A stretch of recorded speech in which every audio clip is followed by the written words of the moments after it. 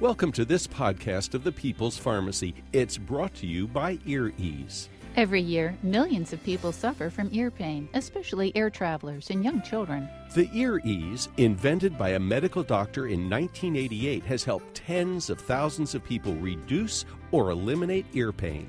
Go to earease.com for more information. That's www.earease.com. Since Malaysia Flight 370 disappeared 2 weeks ago, world attention has been focused on the missing plane. Are there lessons for healthcare? This is the People's Pharmacy with Terry and Joe Graydon.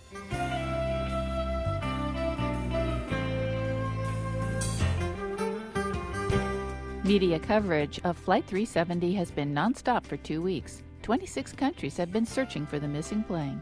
Why are we so troubled by airline disasters but oblivious to medical mistakes? During the time that Flight 370 has been missing, over 14,000 people died from healthcare harm. That's equal to 50 jumbo jets. Coming up on the People's Pharmacy, we talk with aviation analyst John Nance and nurse Kathleen Bartholomew about what the airline industry can teach us about patient safety. First, this news.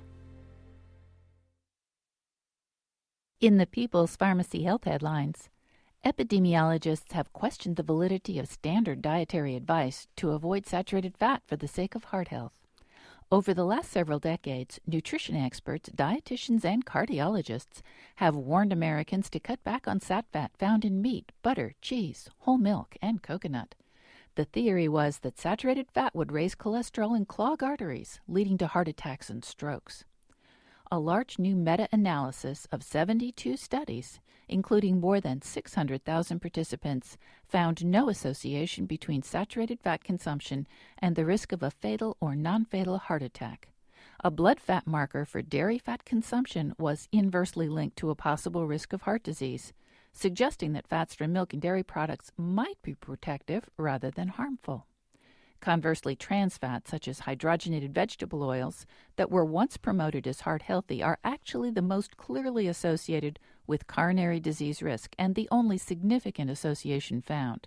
This meta-analysis, published in the Annals of Internal Medicine, is making many nutrition experts uncomfortable because it challenges decades of dietary advice. Over the last decade, colon cancer rates have dropped dramatically. This comes with a corresponding increase in colonoscopies, especially among people between 50 and 75 years old. In 2000, only 19% of people in that age range had had their colonoscopies. By 2010, that number was 55%.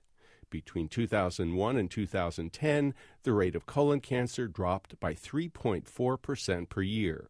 A possible explanation is that colonoscopies that detect and help remove precancerous polyps are able to prevent the development of this potentially fatal disease.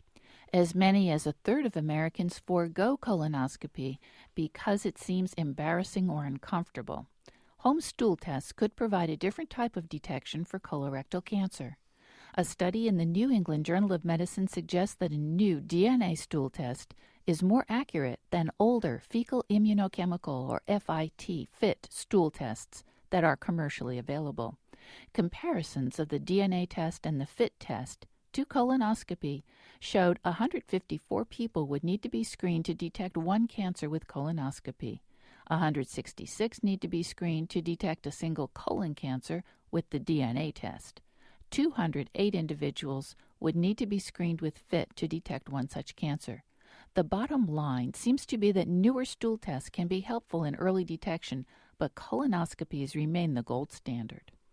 The American College of Cardiology and the American Heart Association recently introduced new guidelines for the use of statins to prevent heart attacks and other cardiovascular complications. An analysis in the New England Journal of Medicine assessed the impact of these recommendations. The researchers found that roughly 13 million additional Americans would be candidates for a statin prescription if their doctors followed the guidelines closely. Most of these people are over 60 years old. In fact, according to the researchers who did the analysis, about half the population between 40 and 75 would end up taking a statin-type cholesterol-lowering drug. Most of these people are currently healthy and would be taking the drug to prevent the development of cardiovascular disease. This indication for statins remains controversial, especially since there are few randomized controlled trials testing these drugs in senior citizens. A look back at the 2009 to 2010 swine flu epidemic reveals some interesting data regarding the use of the antiviral drug Tamiflu, known generically as oseltamivir. Researchers evaluated data from dozens of studies involving nearly 30,000 patients who had been hospitalized with H1N1 influenza. These were severely ill people. Those who received Tamiflu during their hospitalization were 25% less likely to die compared to patients who did not get the antiviral medication. If influenza-infected patients got Tamiflu within 2 days of the onset of symptoms, their likelihood of dying was halved. The lead investigators suggest that the earlier Tamiflu is used during an influenza epidemic, the more effective it can be in reducing severe illness or death. And that's the health news from the People's Pharmacy this week.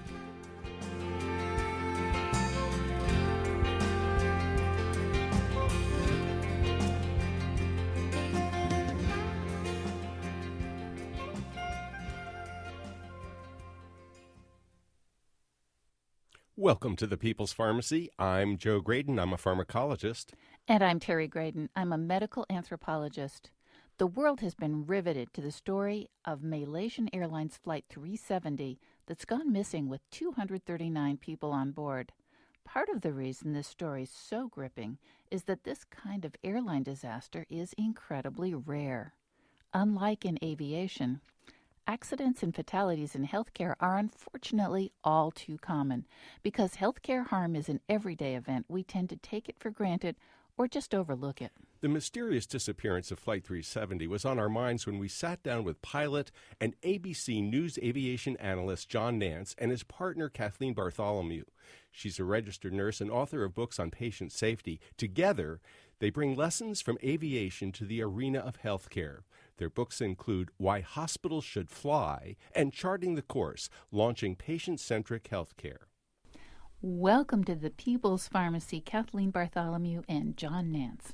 Thank you. It's great to be here. Thank you. Let's start with you, John. You have been incredibly busy the last couple of weeks. Tell our listeners what's been going on, just in case they've been in a cave. Yeah. Well, for the first time in certainly my career, we lost an airliner, and I mean we really lost an airliner. It disappeared, and with conflicting questions about where it was going. For days, we were completely tied in knots. The news media, with my hat on, with ABC running all over the map. And it is one of the most unprecedented things that I think did two things. First of all, it focused us on how big this world really is and how hard it is to find something in an ocean, no matter how much debris you might be looking for. Secondly, it focused us on how incredibly people latch onto this sort of thing with myopia. Anything that happens in commercial aviation, the thought seems to be, oh my God, I could be there. I could have bought a ticket on that airplane.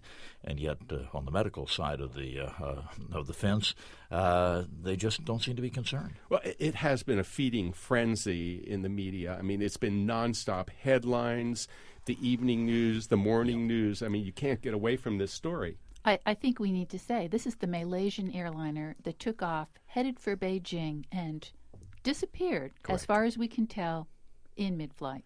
Correct. It was MH370, the designator for Malaysia. Malaysian's a good company.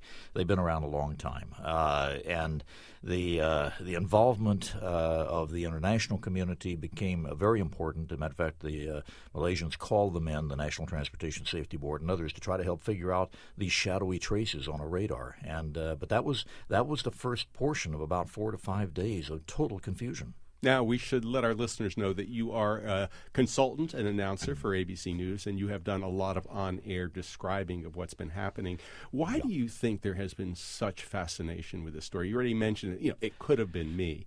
Yeah, as an airline captain, I used to think I had maybe 12 or 15% of my people in the back white knucklers. We call them that because they're gripping the seat so tightly their knuckles turn white. I really think now, in retrospect, it was more like 45%. People consider flying an unnatural act. It scares them, and they are willing to talk about it, unlike other situations that we have with medicine. But in aviation, anything that goes wrong becomes a matter of instant interest. I will go for months with nothing happening in aviation, then suddenly an aircraft goes down or skids off a runway, and I get very busy trying to explain it. Now, there's been such scrutiny, such intensity. People are so interested in what's going on. And yet, during this same period of time, Kathleen, if we were to be paying attention to the number of people who were harmed or died in healthcare, what would we be looking at, and why is nobody caring? Great question. That's my question. 50 patients an hour died. That's 300 every 6 hours, 400,000 in a year.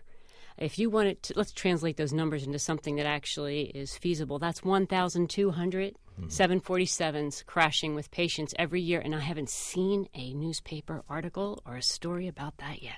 And we're talking about not people who were just going to die anyway, right? Oh, no, these are preventable harm, half of which they project is from infections that you catch in the hospital, and the other half from mistakes that well-meaning professionals make. Wrong dose, wrong combination of medications, complications of surgery. Communication, omission. So, here we are, I think justifiably concerned about these people who have disappeared, who have gone down or whatever happened on that airline. But within the same period of time, so many people have died in hospitals, and we are hear no evil, see no evil, speak no evil. In fact, it seems to me that the metaphorical black hole for the people who have died as a result of healthcare harm is even more obscure than whatever swallowed up that Malaysian airliner. That's right, because we can't see the body bags here. We never will. They're hidden in a litigious culture where we're afraid of being sued. In fact, I had actually met with our Attorney General several months ago, and I said, I want to let you know that there are businesses in our state that are routinely harming and killing people and paying hush money. And he said, oh my gosh, what businesses are these? And I said, hospitals.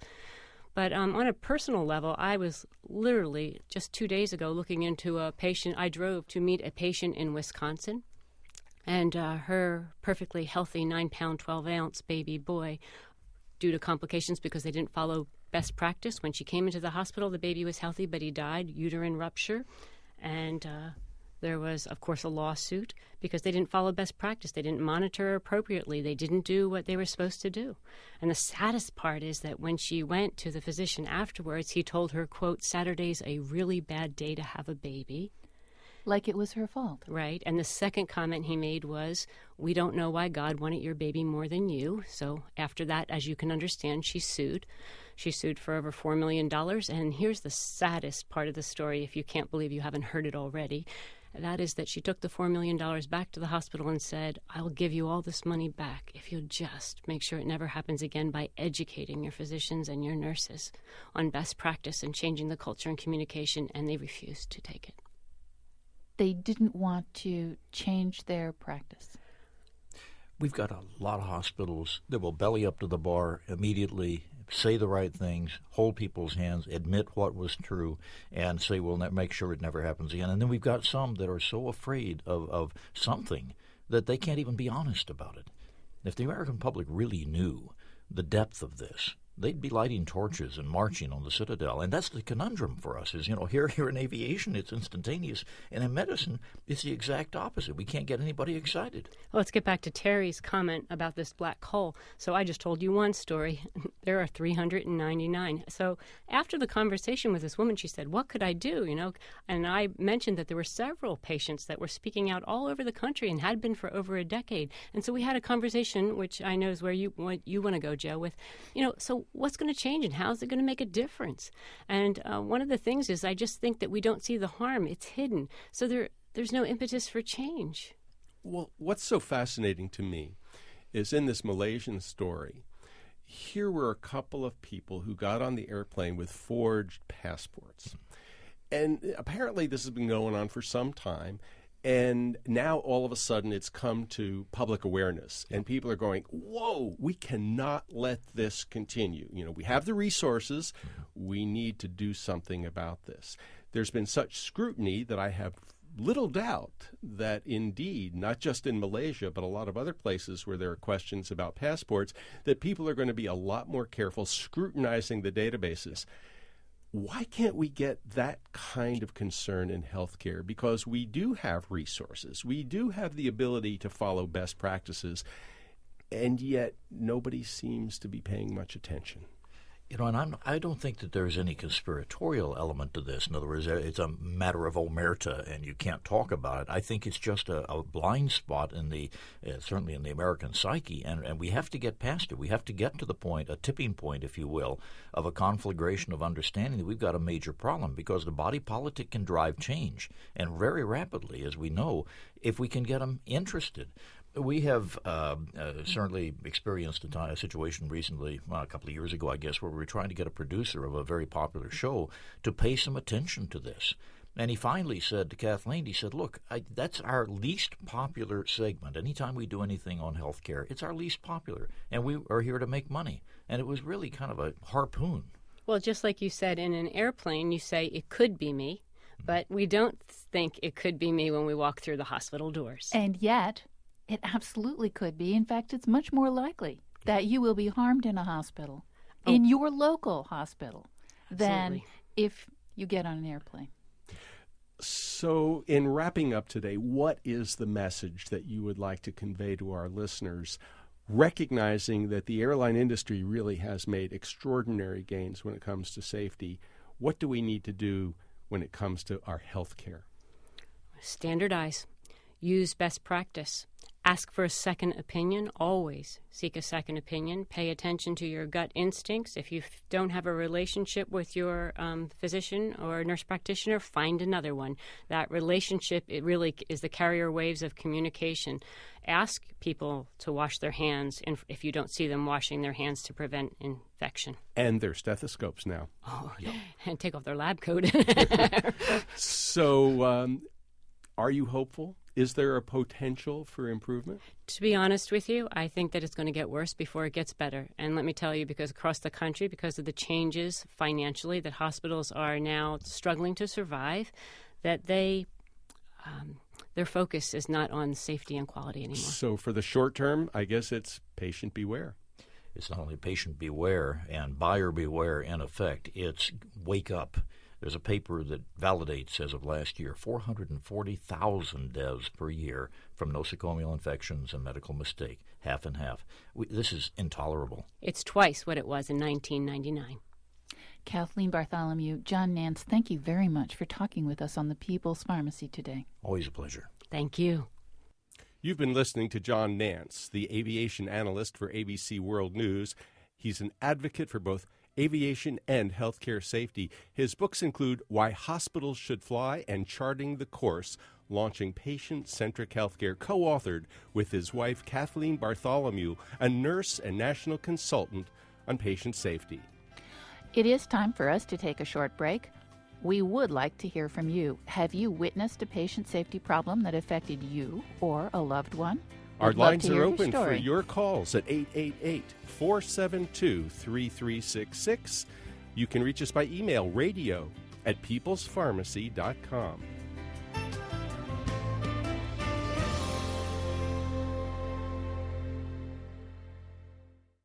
You're listening to the People's Pharmacy with Joe and Terry Graydon.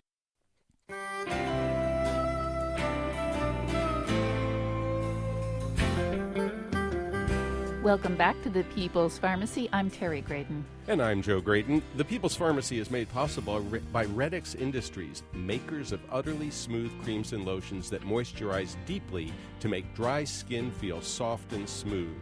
The number's 800-345-7339, online at uttercream.com. And by We Patients, where you can learn from others about possible triggers and potential treatments for your headaches or migraines, online at wepatients.com. If you'd like to order a CD of this show, you can call 800-732-2334. It's show number 940. Or find it online at peoplespharmacy.com. And we are talking today on the People's Pharmacy about health care harm. If you have a story to share, we invite you to give us a call, 888-472-3366. You can communicate by way of Twitter, or you can send us an email, People's Pharmacy. Oh, it's radio at peoplespharmacy.com. Now, Terry, before we start taking calls about medical mistakes and healthcare harm, there was an absolutely amazing article published in the European Journal of Preventive Cardiology on March 12th. It was titled, "What Proportion of Symptomatic Side Effects in Patients Taking Statins Are Genuinely Caused by the Drug?" And you know what their conclusion was? Almost none. I do know that answer. You do know that answer. Here's what they But said. I don't agree with them. Well, here let's quote them specifically. Only a small minority of symptoms reported on statins are genuinely due to the statins. Almost all would occur just as frequently on placebo. In essence, what they're saying is, in the randomized controlled trials that were many of them done to get the approval of the medications for FDA, that they didn't see a difference between side effects like muscle pain and weakness, nerve pain, sexual side effects, mental cloudiness or fogginess, Cataracts. arthritis pain, cataracts. Those side effects were all comparable in the placebo arm as they were in the active drug arm. Isn't that interesting? I wonder how they do that. Well, that is a good Especially since the people on placebo for a drug in its early stages, like Mevacor, which was the first one, very few of those patients on placebo Mevacor, which was placebo, was inactive, had side effects like muscle pain, right? Right. But when you start looking at a placebo for a more potent and much more recent medication like Crestor, rosuvastatin, a lot of those placebo patients had muscle pain, right? 12%. So how come it's so different? Well, that's a good question. You know, we were among the first to report both the muscle pain and weakness problems associated with statins, as well as the mental questions about, the total global amnesia, the transient global amnesia, some of the mental fogginess, but also the arthritis pain and the neuropathy. And it's really quite puzzling. And I don't think very many people actually believe that statins have no side effects. The one side effect that was mentioned in the article was diabetes, which actually was picked up rather late in the history of looking at statin side effects. It took several years for researchers to actually realize that statins were in fact raising blood sugar and causing diabetes. However, what this study discovered was that so many people on placebo were also getting type 2 diabetes that only about 1/5 of the cases of diabetes, type 2 diabetes, that happen while people are on statins should be attributed to the statin itself. Now, it's certainly true statins are generally prescribed to older people. Maybe some of them are a little overweight, and perhaps they are susceptible to type 2 diabetes anyway. But we do know that statins can raise blood sugar. We'd like to hear from you and your experience with statins. Has it been positive? Have you had good results from statins without any complications? Or have statins posed a problem for you? Give us a call if you've experienced either arthritis pain, muscle weakness, mental fogginess, or even amnesia. We'd like to hear about nerve pain or any of the other possible complications. Do you believe statins don't cause side effects? We'd like to hear from you. Joe, we do have an email from John who says, I've never taken sugar pills, so I can't compare them to Crestor, but I don't think sugar pills would cause fatigue, muscle weakness, and joint pain like Crestor does. With the doctor's permission, I stopped taking Crestor 1 year ago, and gradually all my side effects disappeared. The cholesterol has gone up only 1 point. My blood is checked every 3 months. Well, there's an interesting story. Let's go to the phones, and we're going to talk about healthcare harm and statins today on the People's Pharmacy. We go to Brandon, Florida. Hi, Leela. What's your story? Hi, Joe. Hi, Terry. I own a health food store, and I recently broke my wrist in October. I went to the local hospital, and what happened there was the emergency room doctor, who was, I think, contract labor, insisted that I stay at that hospital. I requested to send an email of the x-ray to a hand doctor I work with at another hospital in Tampa, Florida. The doctor in Tampa, Florida, the second consult, insisted that I would be okay to stay there, that it was a simple fracture. They were going to put one pin in, a cast on my arm, and it would heal in 5 to 6, maybe a couple of months it should heal, or a couple of weeks, or 5 to 6 weeks. When I said, okay, I will stay, she got in an argument with the doctor on the phone that I did the consult with, insisting that I needed to do a reduction that night, even though she said that I would go to surgery at 7 in the morning. She did the reduction. I did not go to surgery until 8 p.m. the next evening. I'd never met the doctor that did the surgery, even though I was told he was a hand surgeon the night before. He came in and just said to come back to his office in 2 weeks, and they would take a look-see to make sure everything lined up. There was no prior information, except that I was under the impression they were following the request to the doctor that I'd consulted with, just a straight pin. When I took the cast off 2 weeks later, he had put a T-plate and 10 screws into my wrist. And I feel with all my heart it was because he found I had good insurance and charged my insurance almost $60,000 for a procedure that should have cost about $2,000. So the hospitals are hurting, but they're hurting the patients, because now my right wrist that I play tennis with, that I serve the homeless with, that I do all my day-to-day routines with, will forever be arthritic and painful, and I cannot tell you how upset. But with the attorney, he said you can't really go after the doctors because it's a hospital and they have deep pockets. So just a very unfortunate situation that occurred, and I worked in surgery for 10 years. So I'm sure this happens every day to mainstream Americans, and they don't know to question the authority. So Leela, we are very sorry to hear about your story. That is indeed a very, very difficult situation. And Terry, you can really sympathize because you broke your wrist. Absolutely. And as it turned out, my wrist break was a very simple break and didn't require any surgery. But the soft tissue damage that I did at the same time took me months and months and months and months and months. And I would like to point out that there was a misdiagnosis. There was. The x-ray did not show the broken bone when it first was taken, and it wasn't until I went back the following week, or was it 2 weeks later? No. Anyway, there was a definite delay in diagnosing that broken bone. We have a devil's advocate on the phone. Dr. Jim, welcome to the People's Pharmacy. Your perspective, please. You're in North Texas?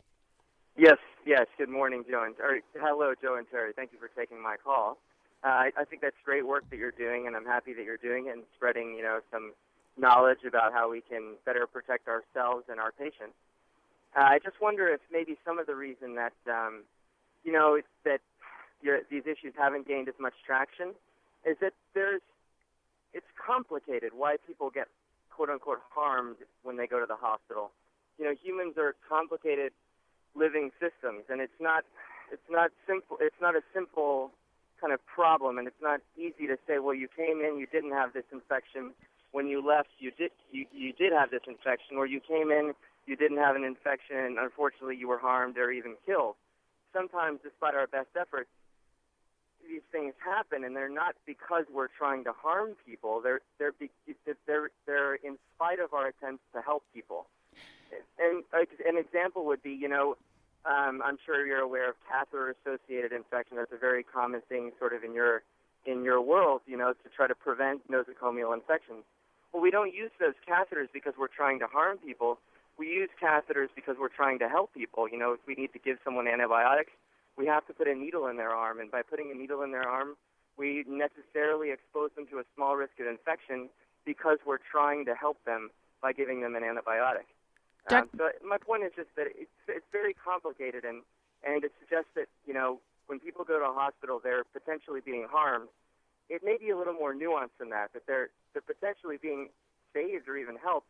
And unfortunately, despite our best efforts, sometimes things don't go according to plan because of the complex nature of a human system. Dr. Jim, I don't think anyone was suggesting, certainly we did not intend to suggest that healthcare professionals, physicians, nurses, or even allied health professionals were trying to do anything but help people. And we absolutely recognize that healthcare is very complicated, but so is aviation. And I think the point that John Nance was trying to make as both a pilot, as an analyst for aviation safety, that the airline industry has really made this their number one priority. And that's why when an airplane disappears or crashes, it is a huge, big deal. And literally thousands of people and tens of millions of dollars are spent, as there are right now, in searching for this Malaysian airliner, to get to the bottom of it. But in healthcare, it kind of, I hate to say it, kind of gets swept under the rug. We have this National Institutes of Health, and we spend literally billions of dollars on cancer research, on heart disease research, on asthma research, on all kinds of problems, including infections, and we spend hardly any money on reducing errors, on trying to figure out how to diminish this epidemic of healthcare harm. And so it's not that we don't recognize that it's complicated. It's just that we wish we put more emphasis on solving the problems so that so many people didn't have to die. I think it's great that you're doing everything you can to put emphasis on that and try to spread the word that you're spreading, and I think that's fantastic. One other comment, if you have time. Very briefly. Yeah, sure. You spoke about best practices, and I think that that's great to sort of have guidelines that are best practices. I think that, unfortunately, I'm a surgeon, and every patient has a unique problem and has a unique solution, hopefully. And sometimes the danger of best practices is that they lock us in, sort of that we lose our option. But Jim, let me interrupt you there because I think surgeons have done a hugely great thing in recent years. They have this opportunity for patients to sign their area where the surgery is going to take place, and then the surgeon actually writes on it too. So that the hope is that by just doing that one thing, we can reduce the likelihood of wrong site surgery. Am I wrong about that? I totally agree. I think that's great. Every time I do a surgery, I confirm with the patient. I say, I know you know, and I know, but let's talk together about, we're going to operate on the right side, correct? And yeah, both the patient and the doctor then confirm that. And it's different in different hospitals, but we usually put our initials or a yes or an X on the side where we're going to operate. And I bet that's made a difference. I bet it has too, absolutely. Dr. Jim, thank you so much for joining our conversation today. Thank you. Bye-bye. We are talking about all kinds of issues today, including statins. So if you'd like to share a statin story, we welcome your call. Again, the phone number, Terry? The phone number is 888-472-3366. If you'd like to send email, it's radio@People's Pharmacy. And Jim in Greenville, North Carolina, sent email to say, don't allow a statement like deaths per hour to go out without saying what's the geographical area. Well, the geographical area in that instance was the United States of America. 888-472-3366. We go to Sarasota, Florida. Bill, you're on the People's Pharmacy. What's your concern? Hello, Terry and Joe. We have a friend of ours that we've been taking care of. He's been in a nursing home and has fallen several times. And immediately they take him to the hospital. And every time he gets into the hospital, there's a lack of communications between the nursing home and the hospital. And the doctor that's on duty and the nurses that are on duty in the beginning of this procedure don't know exactly what to do. The last time he fell and went in, I showed up at the hospital and they told me, well, he's a candidate for hospice. He's not going to live. And I looked at him and I said, what do you mean? Well, they said, look, he's in a coma. He wasn't in a coma. He was over-medicated. Based on what I found out, when he arrived, they gave him some medication. He slept for a day and a half, woke up. The doctor in charge at that time didn't do anything because the nursing home had not sent any paperwork. When the gentleman woke up, he was fine. He went back to the nursing home, and the doctor who had been on duty then just kind of reduced the medications that he was taking when he eventually found out from the nursing home what he was really taking. And now the gentleman is doing much better. He's not in a wheelchair anymore. He's walking with a walker, and I guess bottom line, big lack of communications from the nursing home to the hospital. Bill, thank you so much for that call. And that is one of the major areas where there's an opportunity for healthcare harm to happen, is a lack of communication. You also pointed out that the medications a person is taking, particularly older people, can contribute to falls, can contribute to lack of cognitive ability, and really need to be paid attention to. Speaking of drugs, we go to Chapel Hill, North Carolina. Charles, welcome to the People's Pharmacy. You have a statin question for us. Hi, Joe and Terry. Yes, because I have a familial condition that causes my cholesterol to be real high, I started taking Mevacor when it first came out, and I took that for 4 or 5 years, and then I got the muscle pains. I was switched to Lipitor at that point, and I take maximum doses of Lipitor and tolerate it very well and achieve most of the cholesterol reduction that you want to get from that, the LDL reduction that you want to get. But my cardiologist wants me to switch to Crestor to try and get another 15 or 20 points off my LDL cholesterol level. And I'm just worried that there might be more potential side effects, a greater probability of the side effects with Crestor than with Lipitor, which I know I tolerate well. So what to do? Oh, Charles, this is a big question. We can't actually tell you what to do, but I could suggest that if it ain't broke, don't fix it. Well, I mean, there's been a rethinking of the target LDL numbers. There was a time when, people needed to get their LDL under 135, and then it was under 100, and then it was under 70. And, we talked to Dr. Nissen, and he said, that's old thinking. Now we look at the total patient, and we don't actually aim for a specific target. So I think the goal here for you, Charles, is to find a dose of statin, whether it's Crestor or Lipitor or Pravachol or whatever, that's not going to interfere with your lifestyle, that's not going to cause you pain, and that's going to get you close enough to the overall goal to make you have a lower risk of heart disease. Charles, thank you so much for the call, and good luck with that.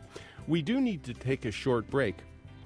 When we come back, we're going to talk about saturated fat and a new study that has got a lot of people shaking their heads in amazement.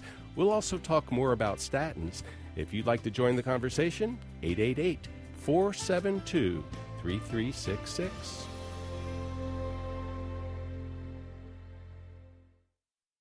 You're listening to The People's Pharmacy with Joe and Terry Graydon.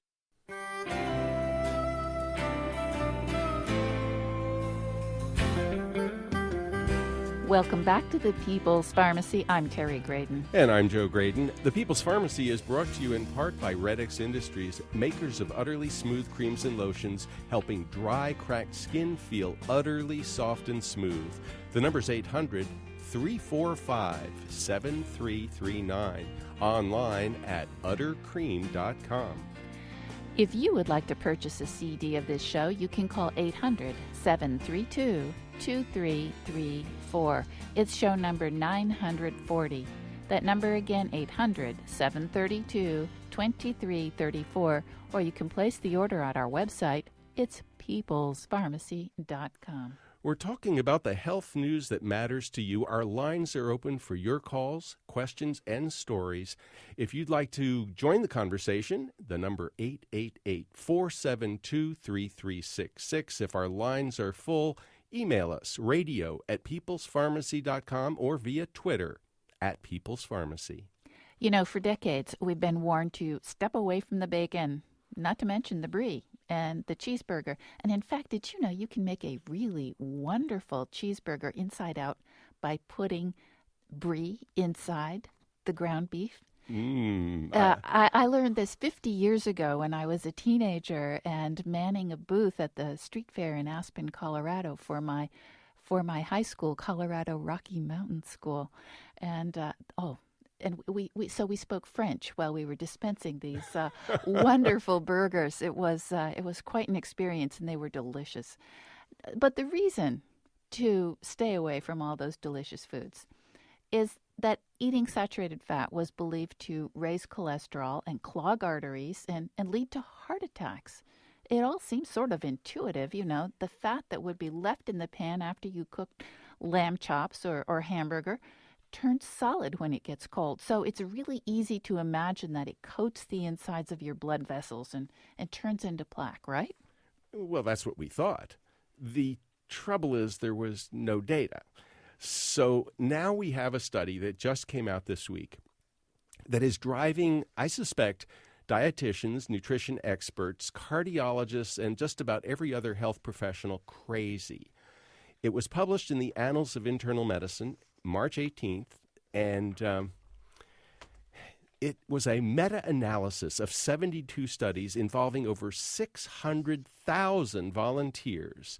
Here's what they concluded. There is no convincing evidence that a diet containing saturated fat leads to heart disease. That's heresy. Now, that's because the people who were avoiding saturated fat in these studies had heart attacks not more often than the people had heart attacks just as often, I should say, as the people who were eating saturated fat, correct? Correct. So between placebo and intervention, if they were interventional studies, and only some of them were, no difference. And in terms of the observational studies, they couldn't find any difference as to what you were actually eating. Right. So 72 studies, 600,000 volunteers, no difference. Whether you were eating saturated fat or whether you were cutting back and using the polyunsaturated fat. We were told that the vegetable oils that had no cholesterol in them, like peanut oil and sesame seed oil and safflower oil, were good, were heart healthy. Well, they did find one difference. They found that people who were eating trans fats, like in old-fashioned margarine, were more susceptible to heart disease, right? Exactly. So that one, that was supposed to be healthy for us. So are you getting frustrated with all the food flip-flops over the last several years? Eggs were bad, now eggs are good. Coconuts and avocados were high in saturated fat. They were bad, now they're good. Nuts, remember? You weren't supposed to eat nuts high in fat. They were going to make you fat. Right. Now, everything that's fat is going to make you fat. Now nuts are good for you and are going to protect you from a heart attack. If you find that kind of information confusing and frustrating, we'd like to hear from you. 888-472-3366 is the number to call. And Joe, it's not just food that has had flip-flops. We got an email from Jim in Winchester, Virginia, and he says, accepted medical practice can be confusing and contradictory, and so much turns out to be wrong and based on invalid or inadequate research. And here is a list that he gave us. Things that used to be accepted wisdom. Bacteria doesn't cause stomach ulcers. Hormone replacement therapy will protect a woman's bones and heart. Celebrex and Vioxx relieve arthritis pain without any side effects. Statins don't cause muscle pain. Generic drugs equivalent to the brand name. Atkins diet will blow your cholesterol out of sight. And FDA advisory committees are completely impartial with no ties to drug or device manufacturers. We know that's not true. Let's go to the phones. We still have some statin calls. We go to Carol in Charlotte, North Carolina. Carol, what's your story? Hi, Joe and Terry. I had been taking statins. I was taking the generic simvastatin for many years, and I have a new doctor, and I did have some muscle pain, and she suggested that I switch to Livalo, which I did, and I almost immediately began having serious lower back pain, but I never made the connection until I read the list of side effects, and back pain was number one. I stopped taking it. Not only did the back pain go away, but my blood sugar levels dropped, and my A1C is now 5.1, and it had been close to 7. Carol, that's great. So I just wanted to share that, and I've been listening to you, and I got the book that Dr. Sinatra and the other, I forgot the name now, and I told my doc, I'm not taking statins anymore. I don't care what she says, and I feel so much better.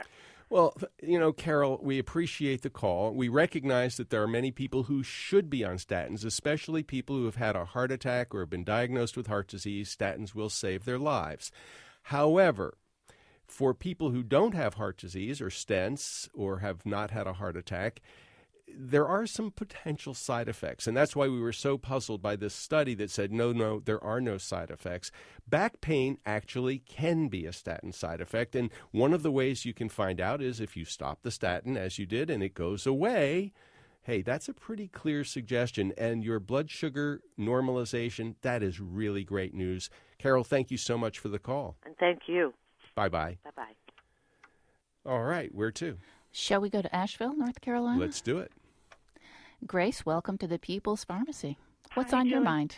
Thank you very much for all the work you do. You're a bright light in the week. Thank you so much. I wanted to make a comment. I have very high cholesterol congenitally from my Jewish heritage, and years ago, before all the bad side effects were known, I asked my doctor about statins, and he recommended I did an NMR lipo profile. It's a simple blood test to check the size of the bad cholesterol particles. Right. He explained there are different sizes, and if your bad cholesterol is big, fluffy cotton balls floating through your bloodstream, they don't cause much harm. Mm-hmm. If your bad cholesterol is very small particles, then statins may be of benefit to you. And I would love to spread the news, because that simple blood test indicated my bad cholesterol is fluffy cotton balls, and I've stopped worrying. Great. Well, thank you so much for bringing that up, That Grace. is good news, Grace. We actually interviewed the inventor of the test many, many, many years ago from North Carolina State University, and he pointed out that there is a difference in size and it has a difference in the outcome. And those small, dense, low-density lipoproteins are the ones that are particularly dangerous. So it is worth knowing. We go to Dr. James in Tampa, Florida. Dr. James, you're on the People's Pharmacy. Your story. Yes. Hi, Joe. Hi, Terry. Hi, Dr. James. Tell us your story. I wanted to briefly tell you what happened to me. I have been prescribing statins on and off for about 15 years, and 12 years ago, I had a congenital anomaly in my left anterior descending artery, which meant that I had to have an emergency stent. I was on simvastatin for about 5 years, and then the muscle rhabdomyolysis started, and I made a decision about 4.5 years ago. I took a trip to Italy to investigate the Mediterranean diet, high in olive oil and also vinegar. I completely changed my diet. I started going swing dancing twice a week. Everything has dropped. The only thing I've added is 1,000 milligrams of niacinamide, and I take a high-quality fish oil. And instead of taking one regular 325 milligram aspirin, I take 5 chewable 81 milligrams throughout the day, and everything has improved at least 90 to 100%. Well, Dr. James, that's a great story. I love the fact that you're using olive oil and vinegar and exercise and the Mediterranean diet, obviously, to help control your cholesterol, along with the niacinamide, which will lower cholesterol. It's well known to do that. And the fish oil, of course, lowers triglycerides. But it sounds as though you've changed your diet such that your triglycerides probably aren't very high anyway. Yes, that is true. And I wanted to thank both you, Terry, and your husband, Joe, for your marvelous program. I wish it was on 2 or 3 times a week. As Joe started talking about the aviation interest, we all need to be more cognizant of the health problems that affect us and our patients daily, hourly, just as much as this interest in airline stuff. I myself have been in a major air crash as a kid going to Germany, and we left Gander, Newfoundland, and went down in 1,400 miles in the North Atlantic. And my mom would never fly again, but I was determined to take flying lessons, and I did that, and of course got into medicine. was educated at Harvard, and I believe that on an individual basis, people should be treated as individuals, and integrative medicine should be used. Dr. James, we are so grateful for your call today and for your story. You are the poster child for the People's Pharmacy. We love the idea of food as medicine, and clearly the Mediterranean diet both tastes good and is good for you, and your swing dancing sounds terrific. Thanks again for the call, and thanks for listening. And we go to Elk Creek, Virginia. Barbara, welcome to the People's Pharmacy. Thank you. Good to be on. Thank you, Joe and Terry. I just wanted to relate an issue that my companion had with taking Crestor. Several years ago, he was on Crestor and developed severe joint pain, lethargy. He, after a few weeks, just didn't even want to get out of bed, and he was a very active man. So I suggested that he be taken off of that, and the doctor took him off. And about 2 years later, the doctor decided to put him back on again. And I was against it, but this is what was suggested, so my companion did it, and within a month, he was back in the same condition, extreme joint pain, and he just felt, he says, I can't live like this. He said, I don't even want to get out of bed. I said, get off of the statins. So we called into the doctor office, and the nurse that I spoke with, she said, tell him to stop it immediately. And he did, and he's back up doing everything that he was doing before.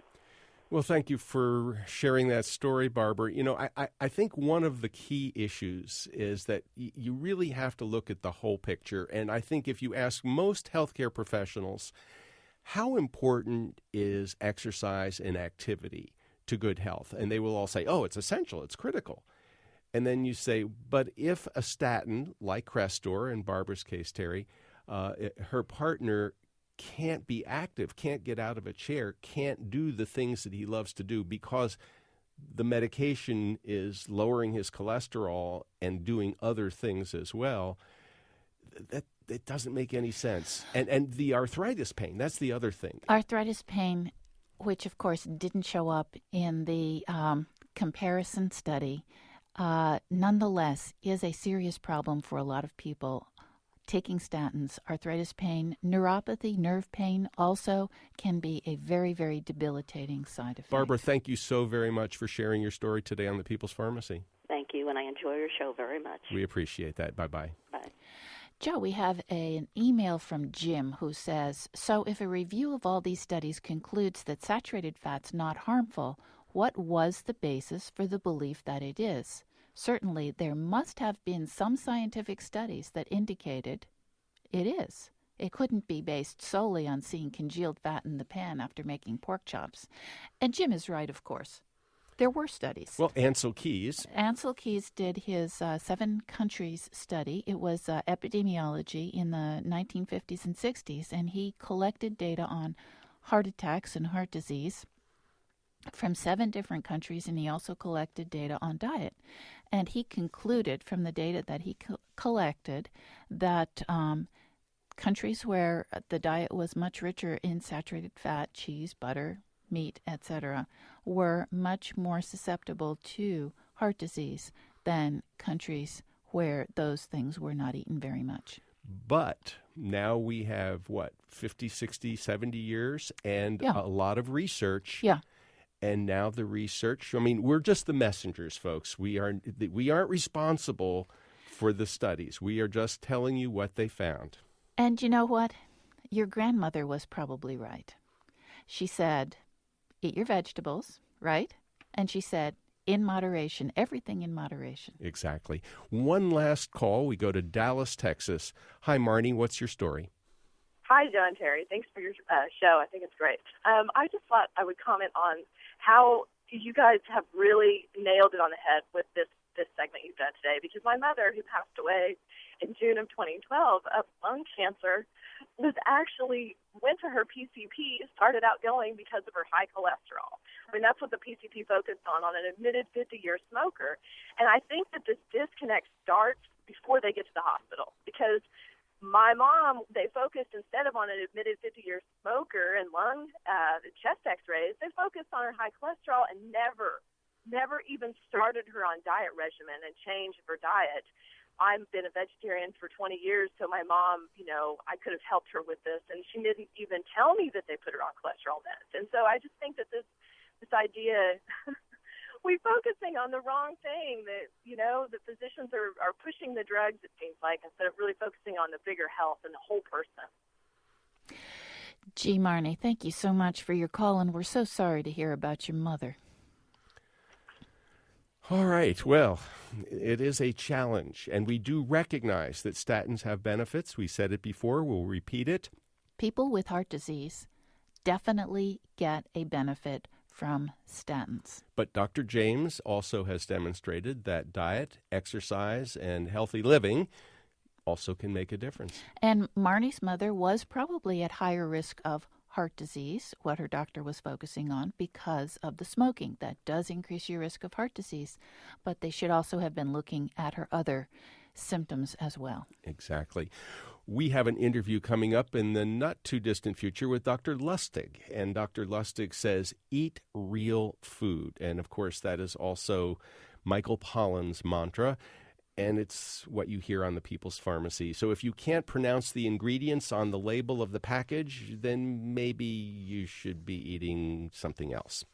Well, that's all the time we have. Thank you so much for listening to the People's Pharmacy. Lynn Siegel produced today's show. Sophie Copeland provided technical assistance. Al Wadarski is the engineer. Dave Graydon edits our interviews. The People's Pharmacy is produced at the studios of North Carolina Public Radio, WUNC. To order a CD of today's show, you can call 800-732-2334. Today's show is number 940. Also find it on the website. When you go there, you'll learn about prescription medications, dietary supplements, herbs, home remedies, read about other people's experiences, or share your own. You can also sign up for our free email newsletter or subscribe to the free podcast of our show.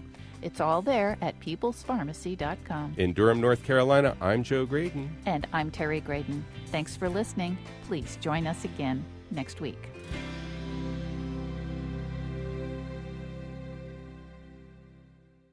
We hope you enjoyed this podcast. If so, please consider taking a minute to write a review on iTunes. And thanks for listening to the People's Pharmacy.